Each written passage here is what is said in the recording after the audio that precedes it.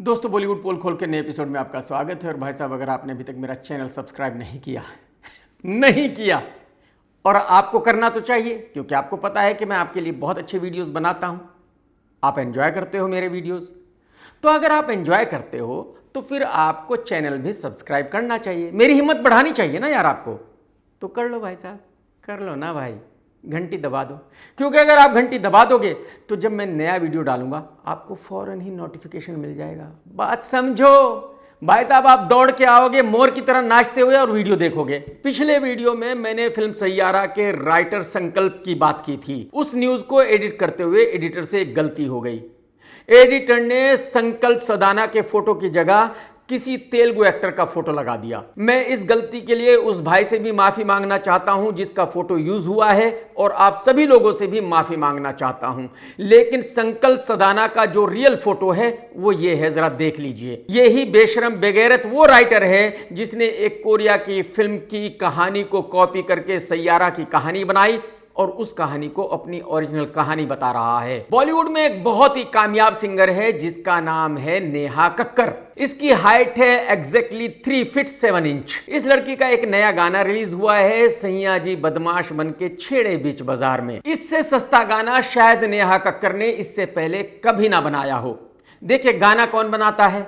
उसका भाई टोनी कक्कर। तो गाना बन जाता है 50,000 रुपए में। और जिस डायरेक्टर ने इस गाने को शूट किया है उसने इतनी होशियारी से किया है कि कमाल कर दिया उसने। ये लोग कहीं एक होटल में गए, वहां 3-4 घंटे शूट किया और गाना खत्म हो गया। गाना चालू होता है, होटल के एक एम्प्लॉय के पास खड़ी है नेहा कक्कर। फिर वहीं होटल में कोई रेस्टोरेंट है, नेहा कक्कर वहां बैठ जाती है एक टेबल पर, और नेहा के आगे पीछे कोई नहीं बैठा, पूरा रेस्टोरेंट खाली है। नेहा एक टेबल पर बैठी है और गा रही है, बात खत्म। इसके बाद वहीं पार्किंग में एक गाड़ी खड़ी है, नेहा गाड़ी में बैठ जाती है। आगे का गाना गाड़ी में शूट किया गया है बैठकर। इसके बाद ये होटल में ऊपर जाते हैं, एक कॉरिडोर में नेहा कक्कर खड़ी है और वहां गाना गा रही है और गाना खत्म हो जाता है। यानी कि 50,000 रुपए खर्च करके 2-3 घंटे की शूट करके गाने को कंप्लीट कर लिया जाता है। और एक हम है कि जब कोई गाना बनाते हैं तो थाईलैंड जाते हैं, वहां 2-3 दिन शूट करते हैं, या नेपाल जाते हैं, वहां 2-3 दिन शूट करते हैं, या दुबई जाते हैं, वहां 2-3 दिन का शूट करके गाना बनाते हैं। तो एक्चुअली हम जैसे उल्लू के पट्ठों को नेहा कक्कर से गाना बनाना सीखना चाहिए। मैंने अपने पिछले वीडियो में आप लोगों को दिखाया था कि आमिर खान ने भी यही कहा, अक्की ने भी यही कहा, मिथुन दा ने भी यही कहा कि बॉलीवुड में नसीब चलता है।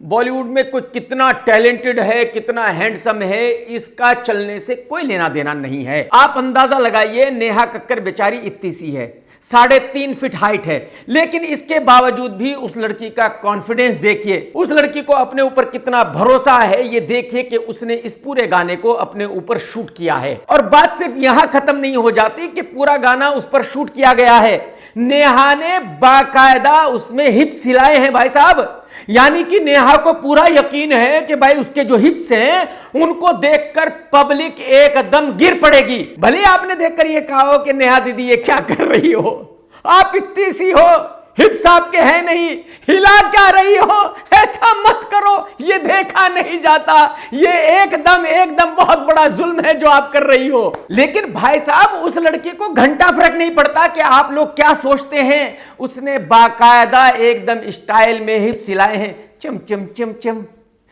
चिम चिम चिम चिम। तो कहने का मतलब यह है कि बॉलीवुड में जितने लोग भी स्ट्रगल कर रहे हैं उनको ये यकीन होना चाहिए कि वो कामयाब हो सकते हैं। किसी को भी ऐसा नहीं लगना चाहिए कि वो कामयाब नहीं हो सकता, क्योंकि बॉलीवुड में कोई भी कामयाब हो सकता है और कोई भी नहीं हो सकता। वायरएफ की एक इन हाउस कास्टिंग डायरेक्टर है जिसका नाम है शानू शर्मा, बहुत ही फेमस है।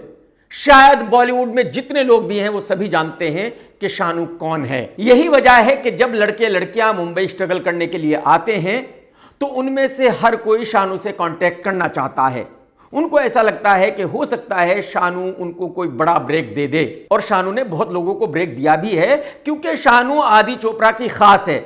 आदि चोपड़ा को शानू पे बहुत यकीन है, लेकिन अब शानू कई लोगों के निशाने पर आ गई है। ईशा तलवार ने कहा है कि जब मैंने शानू से कांटेक्ट किया तो उसने मुझे एक रेस्टोरेंट में बैठा दिया पब्लिक के बीच में और वहां मुझे परफॉर्म करने के लिए बोला, वहां मुझे रोने के लिए बोला। इसके बाद एक और एक्टर ने कहा कि शानू मुझे भी एक रेस्टोरेंट के सामने लेके गई थी और वहां खड़ा करके मुझसे कहा कि अब परफॉर्म कर, और मैंने करने से मना कर दिया। यानी कि नए एक्टरों का कहना यह है कि शानू शर्मा उनको हैरेस करती है। इसमें कितना हैरेसमेंट है ये तो मैं नहीं कह सकता, लेकिन मेरी समझ में यह बात नहीं आई कि शानू सबको रेस्टोरेंट पर ही क्यों लेकर जाती है, उसको सबका ऑडिशन रेस्टोरेंट पे ही क्यों लेना है, यह मेरी समझ से बिल्कुल बाहर की बात है।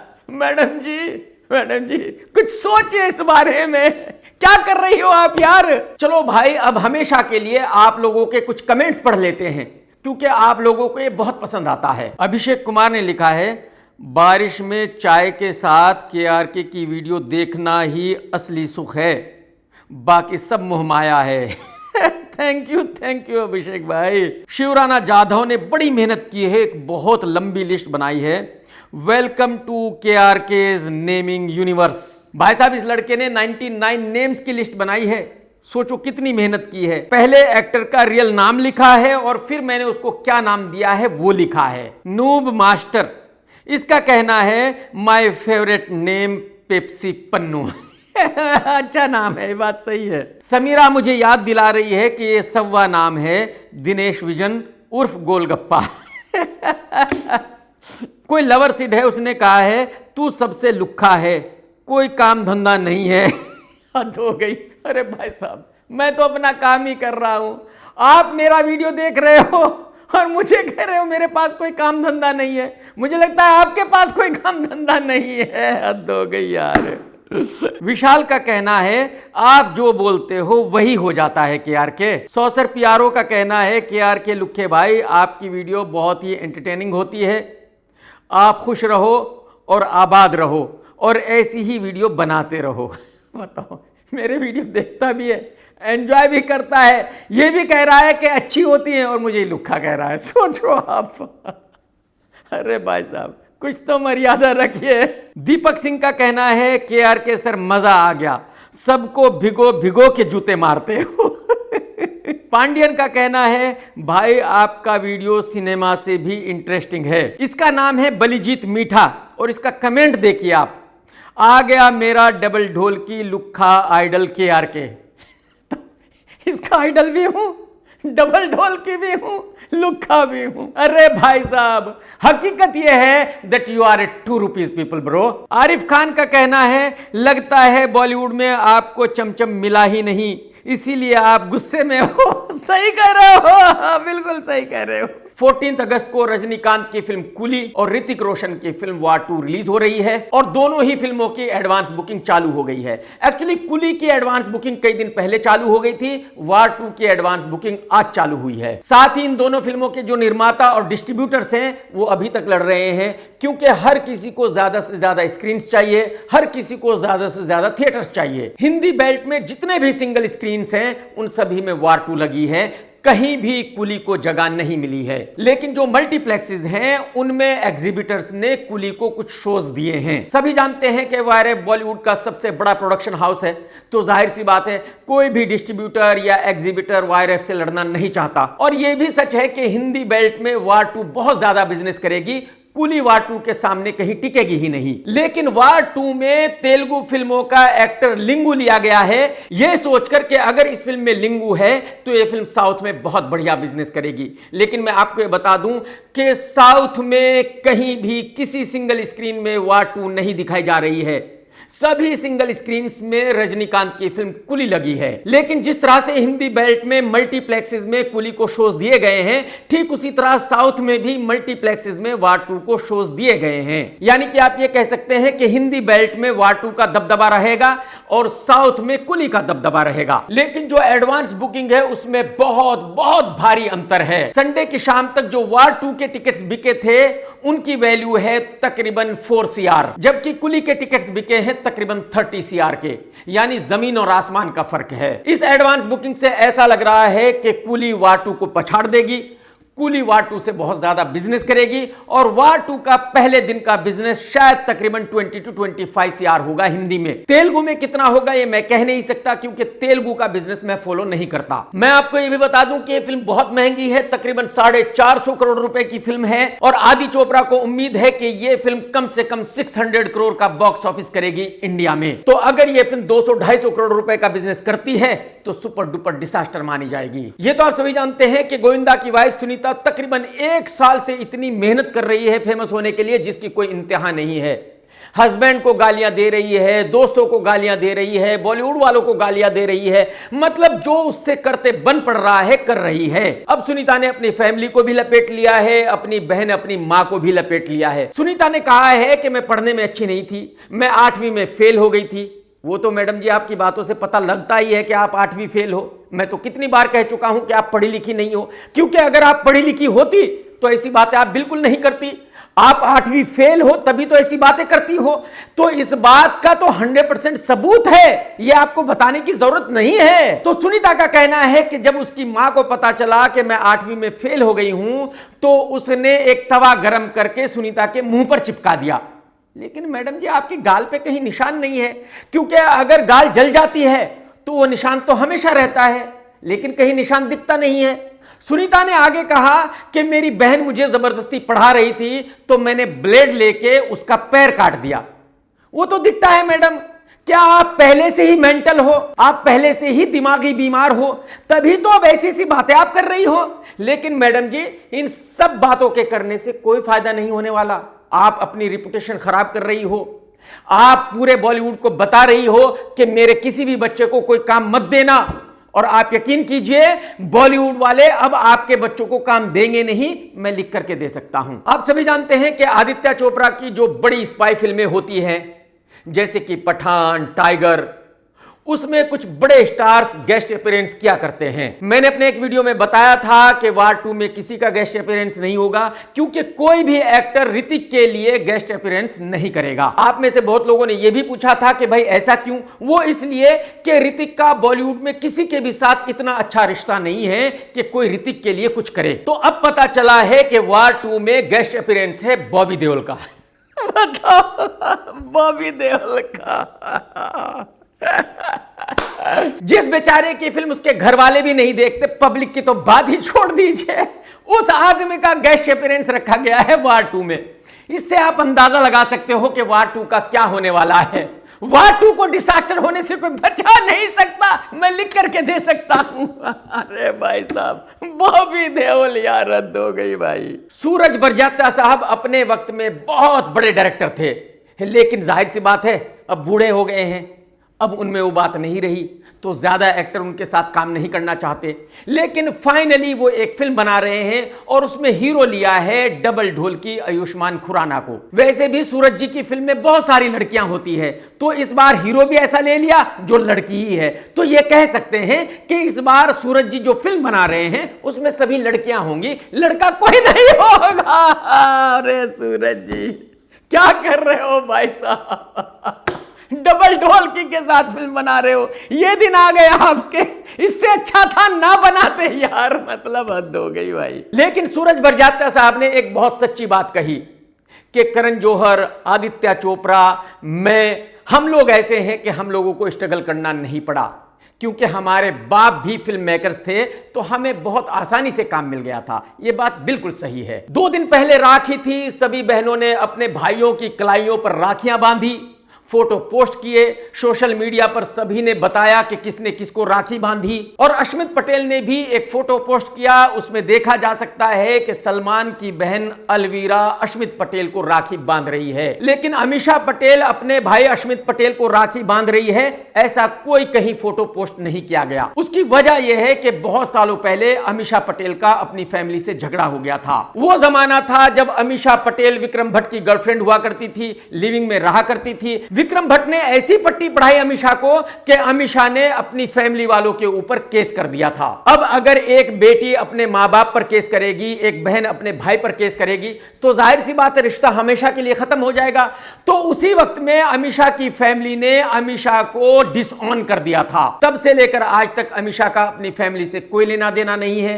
यह झगड़ा आज तक खत्म नहीं हुआ है। यही वजह है कि हर साल अश्मित पटेल अलवीरा से राखी बंधवाता है, अमीषा पटेल से नहीं। आप अंदाजा लगा सकते हैं कि अमीषा के मां बाप के दिल पर क्या गुजरी होगी जब बेटी ने मां बाप के ऊपर केस कर दिया होगा। आज टाइगर श्रॉफ की फिल्म बागी 4 का फर्स्ट लुक रिलीज किया गया है और भाई साहब देखकर मजा आ गया। कमाल है। ऐसा लग रहा है कि यह फिल्म बहुत बड़ी हिट होने वाली है। लेकिन जब ट्रेलर रिलीज होगा बाकी चीजें मैं उस वक्त बता पाऊंगा, क्योंकि इससे मुझे कुछ ज्यादा पता नहीं चल रहा है।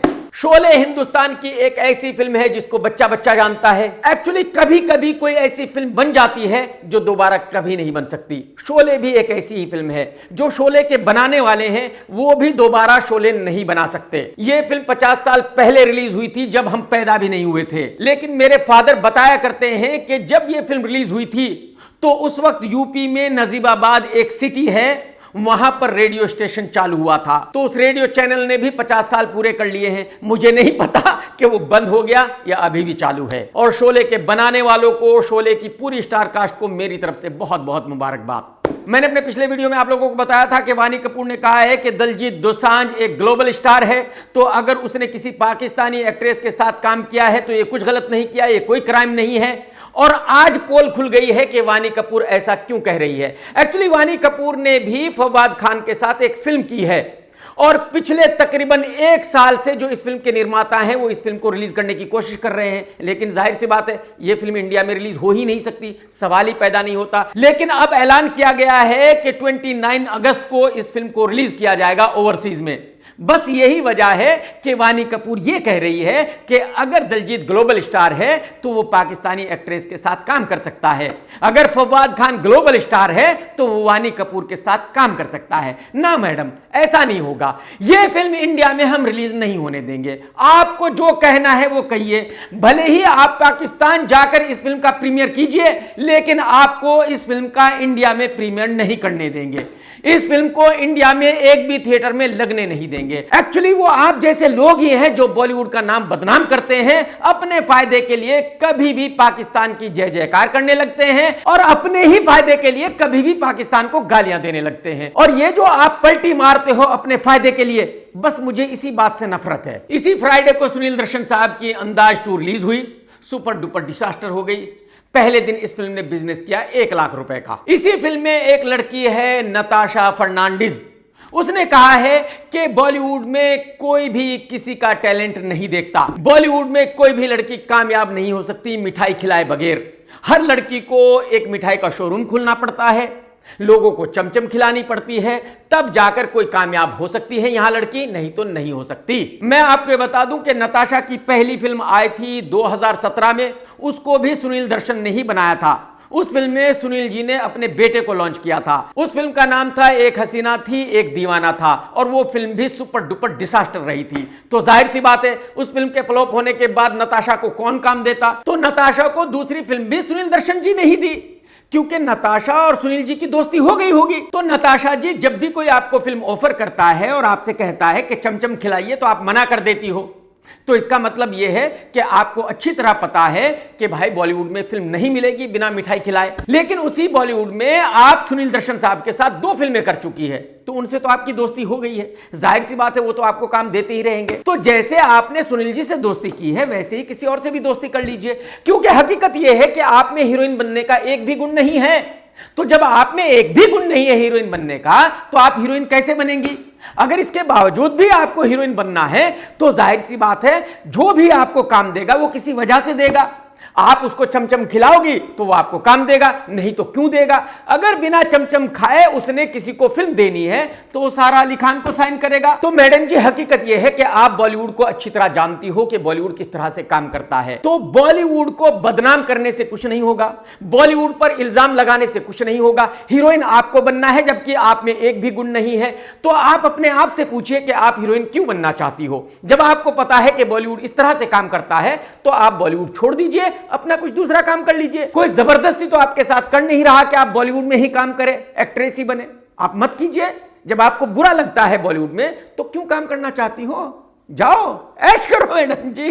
वैसे तो ये शो बॉलीवुड के बारे में है, पत्रकारों के बारे में नहीं है, लेकिन एक पत्रकार ने कमाल की बात की है, जरा आप भी सुन लीजिए। आपको ये बात पता होनी चाहिए कि अमेरिका भारत पर जितना टैरिफ बढ़ाएगा उतनी ही महंगाई अमेरिका में बढ़ेगी। असल में ये टैरिफ भारत को नहीं बल्कि अमेरिका में भारत का सामान खरीदने वाले लोगों को चुकाना होगा, उनको भरना होगा। ये मेरे एक दोस्त हैं मंगेश भाई, उनकी पत्नी है, मैं इनको भाभी बुलाता हूं, लेकिन आप यकीन कीजिए इनकी इस तरह की उल जुलूल बातें सुनकर मेरा सर घूम गया।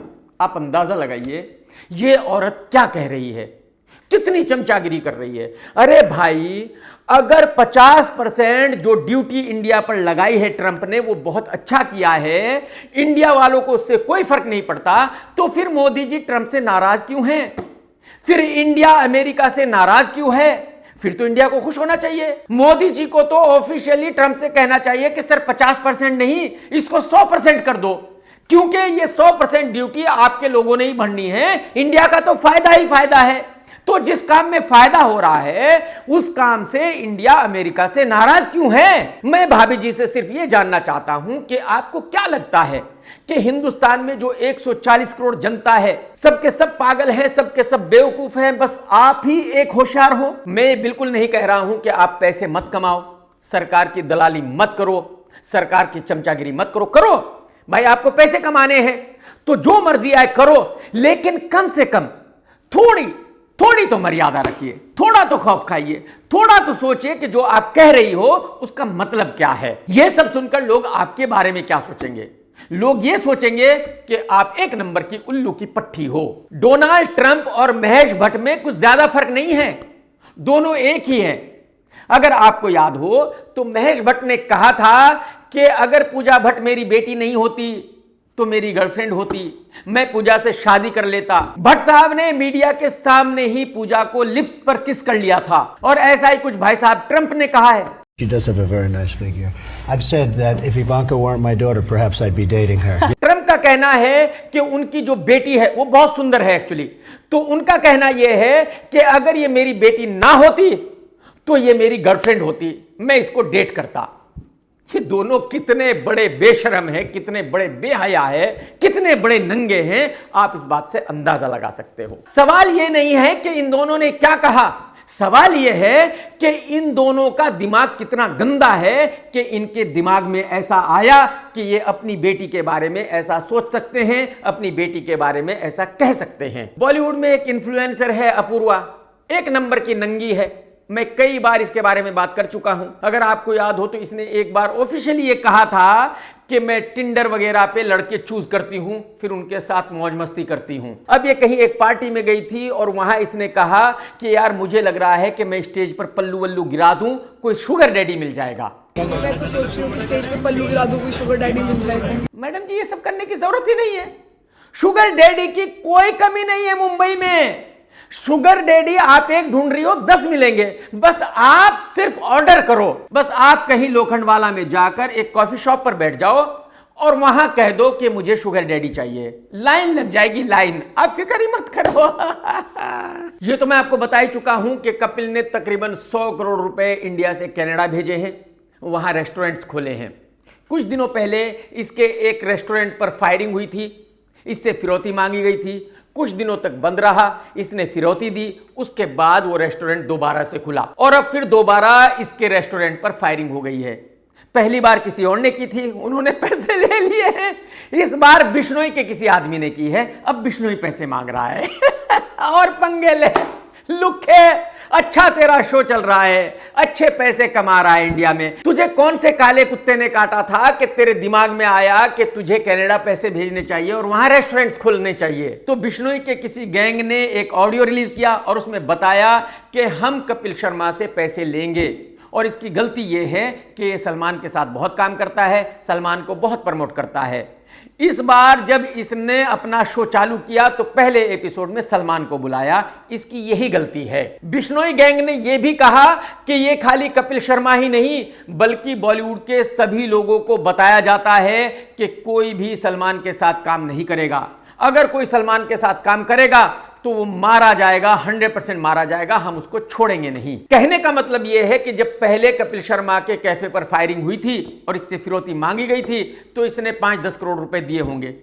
अब बिश्नोई ने मांग लिए, बिश्नोई 5-10 करोड़ लेगा, ये उसको देगा, 15 दिन के बाद कोई और फायरिंग कर देगा, फिर इससे पैसे मांगेगा, क्योंकि डरपोक आदमी है कपिल शर्मा। तो जाहिर सी बात है जितने भी गैंगस्टर्स हैं उनको पता है कि इस लुखे को डराओ और इससे पैसे लो, इसके पास पैसे हैं, तो इसने जबरदस्ती मुसीबत अपने गले में डाल ली है। एक्चुअली मेरे दिमाग में भी ये प्लानिंग चल रही थी कि मैं देशद्रोही 2 बनाऊंगा और उसमें सलमान खान को लूंगा, लेकिन भाई साहब बिश्नोई गैंग की ये धमकी सुनकर मेरी तो हिम्मत नहीं है। मुझे तो सलमान के साथ बिल्कुल काम नहीं करना किसी भी हाल में, क्योंकि बिश्नोई खतरनाक आदमी, आपको पता है, कभी भी पेल देगा। किसी जमाने में बॉलीवुड में एक म्यूजिक डायरेक्टर हुआ करता था नदीम शर्मन। अपने वक्त में इस भाई ने बहुत अच्छे गाने बनाए। फिर टी सीरीज के मालिक गुलशन कुमार साहब का मर्डर हो गया और उसमें इल्जाम लगा इसके ऊपर और ये हिंदुस्तान छोड़कर लंदन भाग गया। लेकिन मैं आप लोगों को कितनी बार बता चुका हूं कि जो आदमी एक बार बॉलीवुड में आ गया वो बॉलीवुड छोड़ना नहीं चाहता, दुनिया में कहीं भी रहे। जो एक्टर बन गया वो एक्टर बना रहना चाहता है, जो हीरोइन बन गई वो हीरोइन बनी रहना चाहती है। ये भाई म्यूजिक डायरेक्टर था तो ये भाई म्यूजिक डायरेक्टर बना रहना चाहता है। सुनील दर्शन साहब की एक फिल्म रिलीज हुई है अंदाज 2, उसमें इसी का म्यूजिक है, बहुत ही वाहियात किस्म का म्यूजिक है, बहुत ही घटिया किस्म का म्यूजिक है, क्योंकि जो नदीम शर्मन का म्यूजिक उस वक्त चला करता था अब वो चलता ही नहीं है। तो यही वजह है कि अंदाज 2 का म्यूजिक चला ही नहीं, लोग सुन ही नहीं रहे। एक किसी पत्रकार ने नदीम का इंटरव्यू किया, नदीम से पूछा कि सैयारा के म्यूजिक के बारे में आप क्या कहना चाहते हो, तो नदीम ने कहा कि यह बिल्कुल गलत किया है कि उन्होंने किसी और का म्यूजिक लिया है। अगर मेरा म्यूजिक होता उस फिल्म में तो वो फिल्म 2000 करोड़ रुपए का बिजनेस करती। कितना भाई साहब? 2000 करोड़ का। अब तो वो सिर्फ 500 करोड़ का बिजनेस करेगी, 4 टाइम ज्यादा करती अगर मेरा म्यूजिक होता। मैं नदीम भाई से ये पूछना चाहता हूं कि अगर आपका म्यूजिक इतना कमाल का होता है, आप इतने बड़े म्यूजिक डायरेक्टर हो, तो अंदाज 2 ने 2 करोड़ का बिजनेस भी क्यों नहीं किया? मैं आपकी इंफॉर्मेशन के लिए बता दूं कि पहले दिन अंदाज 2 का बिजनेस हुआ है 1 लाख रुपए। कितना? 1 लाख रुपए। 2000 करोड़ की तो बात छोड़ दीजिए, इस फिल्म का लाइफ टाइम बिजनेस 2 करोड़ रुपए भी नहीं होगा। तो नदीम भाई हकीकत यह है कि आज की तारीख में आपका म्यूजिक कुत्ते भी नहीं सुनते, गधे भी नहीं सुनते, पब्लिक की तो बात ही छोड़ दीजिए। अगर आपका म्यूजिक होता सैयारा में तो फिल्म सुपर डुपर डिजास्टर हो जाती, बर्बाद हो जाती। तो ड्रामा करना बंद कर दीजिए भाई साहब। और यह भी मैं आपको बता दूं कि कभी गलती से भी इंडिया आ मत जाना। अगर इंडिया आ गए तो भाई साहब सीधे एकदम सीधा जेल जाओगे और जेल से निकलोगे नहीं, फिर जेल में ही मरना होगा। समझ रहे हो? एक क्रिटिक है कोमल नहीं नहाता और एक निर्माता है गोलगप्पा निर्माता दिनेश विजन। ये गोलगप्पा निर्माता बाकी सभी क्रिटिक्स को पैसे देता है लेकिन कोमल को नहीं देता। यही वजह है कि कोमल इससे बहुत भारी नाराज है। तो कोमल अपने हर एक इंटरव्यू में बताता है कि दिनेश विजन किस तरह से फेक कलेक्शंस देता है। हालांकि ये बात बिल्कुल सही है कि बॉलीवुड में फेक कलेक्शंस देने का रिवाज जो है वो दिनेश विजन ने ही चालू किया है। अगर इसकी फिल्म 1 करोड़ रुपए का बिजनेस करती है तो ये सीधा ही 20 करोड़ रुपए बताता है, कोई लिमिट नहीं है इस भाई की। तो इसमें 100% सच्चाई है। कोमल नहाटा अगर ये कह रहा है कि दिनेश विजन ने ही इस बॉलीवुड को बर्बाद किया है, यही वो आदमी है जिसने फेक कलेक्शंस देना शुरू किया था, तो बिल्कुल सही है। लेकिन कमाल ये है कि और भी निर्माता यही कर रहे हैं, वायरस भी यही कर रहा है, बाकी और भी तकरीबन सभी निर्माता यही कर रहे हैं। कोमल उनके बारे में कुछ नहीं कहता। क्यों? क्योंकि वो इस भाई को पैसे देते हैं। अच्छा, पैसे भी कितने? इसकी एक मैगजीन आती है, इसका कहना यह है कि मेरी मैगजीन के कवर पे आप अपनी फिल्म का पोस्टर छपवा लो और उस पोस्टर को छपवाने के इवज में मुझे 1 लाख, 1.5 लाख या 2 लाख रुपए दे दो। बस इतने ही पैसे मांगता है, ये ज्यादा नहीं मांगता बेचारा। लेकिन कुछ लोग इसको देते हैं, कुछ लोग नहीं देते। जो देते हैं वो बहुत अच्छे हैं, जो नहीं देते उनको ये गालियां देता है। दिनेश भाई, जब आप सबको देते हो तो इसको भी दे दिया करो यार। 1-1.5 लाख रुपए की कौन सी बड़ी बात है? दे दो भाई से, दे दो। विराट कोहली और उसकी वाइफ अनुष्का ये दुनिया को बता ही चुके हैं कि भाई ये दोनों वेज हैं, नॉन वेज तो खाते ही नहीं है। बहुत बड़े ड्रामा है दोनों। इनको पता है कि पब्लिसिटी होती रहनी चाहिए। इन दोनों को इंडिया में रहना भी अच्छा नहीं लगता, यही वजह है कि ये दोनों लंदन शिफ्ट हो गए हैं, लंदन में रहते हैं। इन दोनों की मैरिज एनिवर्सरी थी और ये एक रेस्टोरेंट में गए।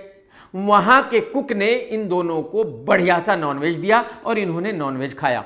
और अब उस कुक ने मीडिया में बता दिया है कि उसने इन दोनों को क्या क्या नॉनवेज दिया था, क्या क्या इन्होंने खाया। यानी कि इनकी जो पोल पट्टी थी वो खुल गई सबके सामने। वैसे तो पोथड़ों की बिगड़ी हुई अपूर्वा हमेशा ही कुछ ना कुछ बकवास करती है, पब्लिसिटी के लिए कुछ भी कहती है, लेकिन इस लड़की ने जिंदगी में पहली दफा सही बात कही है। जरा आप भी सुन लीजिए। लूप में फंस गई हूँ मैं, ठीक है। मेरे को मेरा iCloud लॉगिन करने के लिए OTP चाहिए, OTP इसी फोन पे आएगा। इस फोन से eSIM डिलीट हो गया है, eSIM वैसे चलता नहीं, उसके लिए फिजिकल सिम चाहिए जो कि इंडिया में मिलेगा। फिर उसको eSIM में कन्वर्ट कराने के लिए 24 घंटे लगते हैं। उससे पहले ना तो मेरे पास मेरा WhatsApp चल रहा है, मेरा Instagram लॉगिन मैंने मम्मी से 2 फैक्टर ऑथेंटिकेशन गूगल टू वो अपने पिछले पुराने सिम से निकलवा के करवाया। और बैंकिंग हो नहीं रही, टिकटें हैं नहीं मेरे पास, पासपोर्ट है नहीं मेरे पास, तो मत लेना आईफोन कभी मत खरीदना। आईफोन वाले एकदम हरेश कर रहे हैं पब्लिक को भाई साहब। आईफोन वालों की इतनी शर्तें हैं, ये करो तो वो करो, ये करो, तुम्हारा फोन हैक हो गया अब नहीं खुलेगा। भाई साहब, आईफोन लेने का मतलब है जबरदस्ती की सरदर्दी खरीदना। इसी फ्राइडे को 4-5 भोजपुरी फिल्में रिलीज हुई। किसी को नहीं पता कौन कौन सी फिल्म रिलीज हुई, लेकिन उन्हीं में से एक फिल्म सुनील दर्शन की थी, अंदाज 2। सुनील दर्शन साहब को यह लग रहा था कि यह फिल्म सैयारा से बड़ी ब्लॉकबस्टर होगी, लेकिन इस फिल्म ने पहले दिन बिजनेस किया 1 लाख रुपए का। कितना? 1 लाख रुपए का। साला। और जो बाकी की फिल्में रिलीज हुई हैं उनका बिजनेस क्या है उसकी तो पूछो ही मत भाई साहब। किसी फिल्म ने 20,000 रुपए का बिजनेस किया, किसी ने 30,000 रुपए का, किसी ने 40,000 रुपए का। भाई क्या कर रहे हो? कहां से ये निर्माता आते हैं? क्यों ये ऐसी फिल्में बनाते हैं? इन लोगों को फिल्में बनाने का इतना शौक क्यों है? अरे भाई, ये तुम्हारा काम नहीं है, ये बॉलीवुड वालों का काम है, उनको कर लेने दो। अगर तुम किसी और का काम करने आओगे तो जाहिर सी बात है तुम्हारी लंका तो लगेगी ही ना। AK-42 मिस फायर टिंगू झूठे के भाई फैसल ने अब उसकी पोल खोली है। फैसल खान का कहना यह है कि एक वक्त वो था जब आमिर खान ने मेरी जिंदगी जहन्नुम बना दी थी, मेरा जीना हराम कर दिया था। जब मैंने आमिर से प्रॉपर्टी का हिस्सा मांगा तो आमिर ने कहा कि मैं तो पागल हूं और मुझे घर में एक रूम में बंद कर दिया गया, बाहर ताला लगा दिया गया और वहां एक गार्ड की ड्यूटी लगा दी कि मुझे कहीं भी बाहर नहीं जाने दिया जाए। आमिर ने सभी घर वालों को कन्विंस कर लिया था कि मैं पागल हूं, मुझे घर में ही रखा जाना चाहिए, अगर मैं बाहर जाऊंगा तो मैं कुछ भी गलत कर सकता हूं, मैं बहुत ही खतरनाक हूं। आमिर ने महीनों तक मुझे घर में कैद करके रखा। फिर एक दिन किसी तरह से मैं वहां से भाग निकला, लेकिन आमिर ने मुझे फिर पकड़ लिया। उसके बाद आमिर ने झूठ मूठ ये कहा कि मैं तो पागल हूं और ये कहकर मुझे JJ हॉस्पिटल में 20 दिनों तक रखा। जब डॉक्टरों ने ये कह दिया कि नहीं, ये पागल नहीं है, ये नॉर्मल है, तब जाकर मैं वहां से बाहर निकला। फैसल का कहना यह है कि इसके बाद मैंने किसी तरह अपनी जिंदगी को पटरी पर लाने की कोशिश की, कुछ काम करने की कोशिश की, लेकिन मुझे किसी ने भी हेल्प नहीं की। मैं YRF में गया तो वहां मुझे मिलने से मना कर दिया गया। मैंने शाहरुख खान से मिलने की कोशिश की, वो भी मुझे नहीं मिला। मुझे लोगों ने बताया था कि सलमान सबकी हेल्प करता है। मैंने सलमान से मिलने की कोशिश की, वो भी मुझे नहीं मिला। कहने का मतलब यह है कि आमिर खान ने मेरी जिंदगी पूरी तरह बर्बाद कर दी थी। मुझे ऐसे मोड़ पर लाकर खड़ा कर दिया था कि मैं किसी भी वक्त कोई गलत काम कर सकता था, लेकिन मेरी किस्मत अच्छी है कि मैंने कोई गलत काम नहीं की और आज मैं अपनी जिंदगी को अपनी मर्जी से अच्छे से जी रहा हूं। आप में से बहुत सारे ऐसे लोग होंगे जो आमिर खान के फैन होंगे। आप मुझे बताइए, अगर वो आदमी अपने भाई का नहीं है, अगर वो आदमी अपने भाई की जिंदगी को जहन्नुम बना सकता है, तो आप लोगों की औकात क्या है? आप मुझे बता दीजिए। भाई साहब, ये आप लोगों के सपने हैं कि वो आप लोगों को बहुत प्यार करता है। ये बॉलीवुड वाले हैं, ये किसी के नहीं हैं। अगर आप इन लोगों के फैन हैं तो आप अपनी जिंदगी से मायूस हैं। हकीकत यह है कि आमिर खान जैसे आदमी का कोई भी फैन नहीं होना चाहिए। हकीकत यह है कि हिंदुस्तान में किसी को भी ऐसे आदमी की फिल्म देखनी ही नहीं चाहिए जो अपने भाई के साथ इतना गलत कर सकता है, क्योंकि वो आदमी किसी के भी साथ कुछ भी गलत कर सकता है। इसका मतलब यह है कि आमिर खान एक बहुत ही खतरनाक आदमी है। तो मैं उम्मीद करता हूं कि आमिर खान ने जो फैसल के साथ किया उसको देखकर आप अपनी राय बदलेंगे, और अगर आप आमिर के फैन हैं तो आज से आप कसम खा लेंगे कि इस आदमी के फैन आप नहीं हो, आप जिंदगी में इसकी फिल्म नहीं देखोगे। दोस्तों, अगर आज का वीडियो आपने देखा है तो लाइक करना बिल्कुल मत भूलना, कमेंट्स करके जरूर बताना कि आज का वीडियो आपको कैसा लगा। टेक केयर दोस्तों, tata bye bye, love you, जय हिंद। सत्यमेव जयते।